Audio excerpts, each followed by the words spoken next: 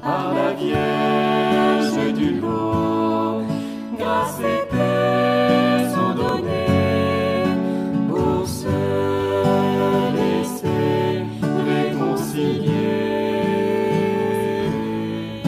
Par la Vierge du lot, grâce et paix sont données pour se laisser réconcilier.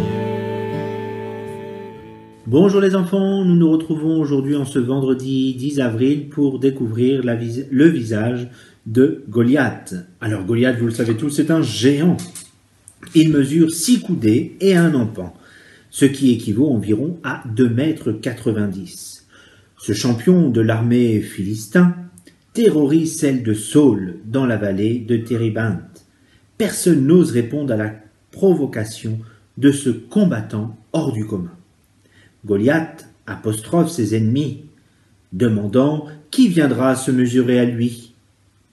Arrive alors le jeune David, petit berger venu ravitailler ses frères aînés qui se battent dans l'armée de Saul. C'est lui qui relève le défi, à la surprise de tous.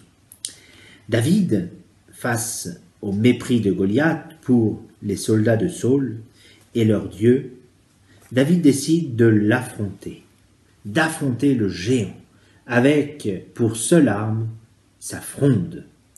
Saul tente de le dissuader, puis il lui met son casque et sa cuirasse. Mais le jeune Pat s'en débarrasse. David annonce qu'il est là pour défendre l'honneur de son peuple et celui de Dieu. Il tire une pierre de sa sacoche, la place dans sa fronde, vise et touche Goliath en plein front. Le géant s'écroule alors et mort. 40 jours durant, Goliath défie les guerriers de l'armée de Saul. Mais là, il va mourir. Dès qu'il a abattu Goliath, David se précipite sur lui, prend son glaive et lui tranche la tête. À lui seul, il a mis toute l'armée des Philistins en déroute. Sa filiation de Goliath est inconnue. On sait qu'il est originaire de Gath, une des 5 cités philistines. La cuirasse de Goliath pèse environ 60 kilos. Sa lance est immense et la pointe de fer en est lourde et acérée. Les Philistins savent travailler parfaitement le métal, ce qui représente un énorme atout pour avoir un superbe casque. Le géant philistin, vous pouvez le retrouver dans le premier livre de Samuel, au chapitre 17.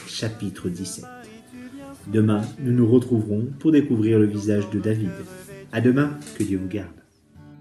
Dans les tourments de nos vies éprouvées, tu imprimes ton amour, tu nous caresses.